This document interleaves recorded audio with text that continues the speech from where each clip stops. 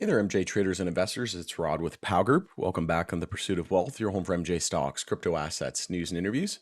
Today is Wednesday. Happy hump day, April 30th, last day of the month. Hope you're well.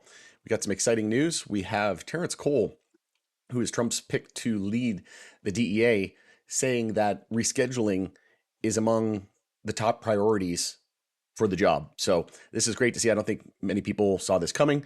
Again, I've been saying for a while now that he wouldn't put people in place that wouldn't follow his agenda, in my opinion. And if they didn't follow his agenda, he would just replace it with somebody else. And we know that he was pro Amendment 3 in Florida, pro rescheduling, pro banking. It just makes sense, right? And if you love him or hate him, it doesn't matter. At the end of the day, a lot of the promises that they made on the campaign trail, they're following suit. And it just makes sense, right? Again, why would he support Florida Amendment 3, say he support rescheduling and banking and then do absolutely nothing? I think that would be a huge mistake. And we know that Trump has said that wants to get banking done before the midterms. And I think it could happen a lot sooner than that. But we'll jump to that. That's what caused a big spike in MJ stocks at the moment, getting a ton of people asking me why it was up. So I wanted to do a quick video and answer all of everyone's question at once. So before we get to it, make sure to smash the like, help support me in the channel. If you're new, you can subscribe, tick the bell, you'll be notified on any future videos or when I go live. And as always, this is not financial advice. This is for entertainment purposes only. You can follow us over on X as well, formerly Twitter. And the handle for that is @GroupPal. I'm going to be using that as my platform of choice going forward. So this just broke out. MJ moment.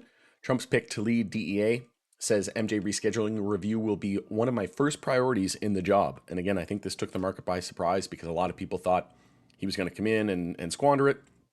He doesn't have a favorable history towards the plant. So President Donald Trump's pick to lead the Drug Enforcement and Administration and DEA says examining a proposal to federally reschedule MJ will be one of my first priorities if he's confirmed for the role, saying it's time to move forward on the stalled process.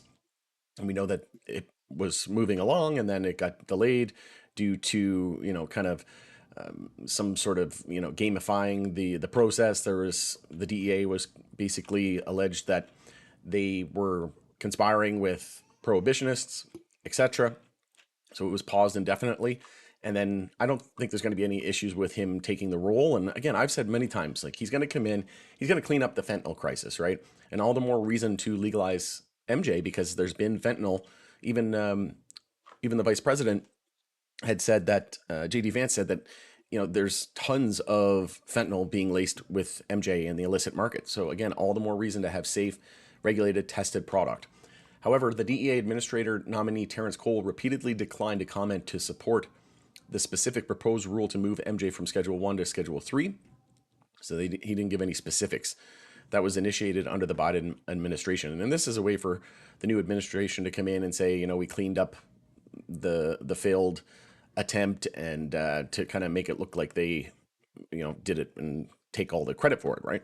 And again, I'm not trying to get political. I don't care what side of the fence you're on. I'm from Canada. I can't stand any politics. It makes no difference to me. I just want what's best for this MJ industry and this amazing plant and medicine of the future. If confirmed, it'll be one of my first priorities when I arrive at the DEA to see where we are in the administrative process, Cole told Senator Alex Padilla during his confirmation hearing before the Senate Judiciary Committee. I'm not familiar exactly where we are, but I know the process has been delayed numerous times and it's time to move forward. So again, not moving forward because of the will of the people, because the process has been delayed multiple times. It's like, no, 80 to 90% of people want this legal and decriminalized. So it's time to get with the program here and do what you were supposed to do and protect the people, right? You were put in office, elected by the people. These are unelected bureaucrats, mind you, but overall, they have a duty to, kind of answer to the people that put them in power. And then also the people who were put in power that, kind of direct these unelected bureaucrats, they have to follow the will of the people. And I think that's where we're crossing that chasm now, where we're seeing a complete sea change where it's just not a good idea to be opposed to MJ anymore, right? There's too much data out there. There's too much science. Don't listen to Chamath Palihapitiya, though. That guy's smoking something a lot harder than MJ. But yeah, if you follow the science, there was literally hundreds of pages from HHS.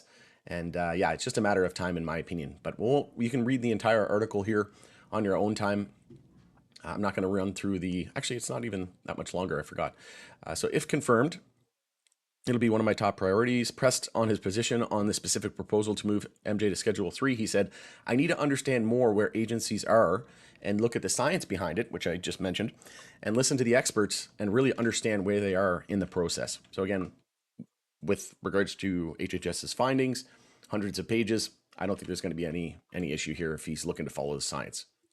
And even Trump himself has said that, the doctors, what the doctors have been saying about medical has been nothing short of amazing. So again, the writing is on the wall, folks. Cole also said in a response to questions from Senator Tom Tillis at the hearing, he feels it's appropriate to form a working group to look at the federal state MJ law disconnect in order to stay ahead of it. Cole has previously voiced concerns about the dangers of MJ and linked it to its use higher to suicide risk among youth. But again, we've been legal for almost 7 years here in Canada, and none of that data suggests any kind of suicide rates going up. I would argue, I bet you if you run the numbers, there's probably more suicide rates in the US per capita than there is in Canada. I would wager a bet. But we have multiple bills going through Congress at the moment, right? There's the Prepare Act, there's the States 2.0 Act. We'll see what happens. Ultimately, I do think that banking and rescheduling are the low-hanging fruit that could happen. I think banking could really kind of move the industry forward, and it's something that they could do fairly quickly, and that is very needed in the space. And again, they're going to want to get all the Wall Street banks, so JP Morgan's, the Goldman Sachs, the Morgan Stanleys, they're going to want to get them positioned first, because nothing in the world happens without the big institutions and the Wall Street banks. If we take a look at the date today, we've since pulled back quite a bit, but AYR was up almost 40% on the day. We've got MSOS currently up almost 11.7%. So double-digit gains on the day today. If we just filter this again, we've got AYR, MSOX, Verano, and Cresco leading the bull list. Cureleaf, I was buying this one, and again, not financial advice, never buy or sell anything based on anything that I say or write, but I mentioned this near $1 was an absolute steal. And here we are very, very quickly. We just hit $1.54 on that big move up. So essentially 54% gains there off of the low. And this is just the beginning, right? We've been so beaten down, it's not even funny. Just imagine once access to banking happens, if we get rescheduling and then full-blown descheduling, and then what's going to happen in the next few years. This sector isn't going anywhere. It's not going away. It's only going to gain more legitimacy and regulation. And, the US is huge, but you have to remember, there's a lot of people in Europe as well and around the globe, and there's still certain places in the world like Singapore where, even Seth Rogen said it. He said, I like to smoke MJ pretty much everywhere except for Singapore. He's like, they'll literally effing kill you if you smoke there. So if that's the case, right, we got a long ways to go before we hit critical mass. And the biggest economy in the world, the U.S., has yet to even federally legalize it. But I know what it's like. So many people are frustrated. It's been a brutal 5 years, really, since Canada legalized it. We had that run up in 2021.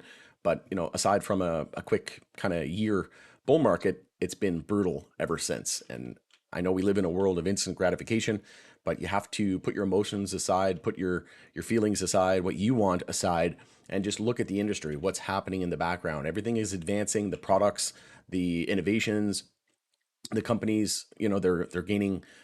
They're starting to mature, the sector's starting to mature, and they're starting to expand, and the rest of the globe is following suit as well. So it's just a matter of time. Pretty soon we'll look back and we'll be glad that we stayed the course. Going to end it there, though. Let me know what you think of this news. It's Rod with Pow Group. Thanks again for joining us in the Pursuit of Wealth. We'll continue the conversation in the comment section below. Have a great day, and we'll see you on the next video.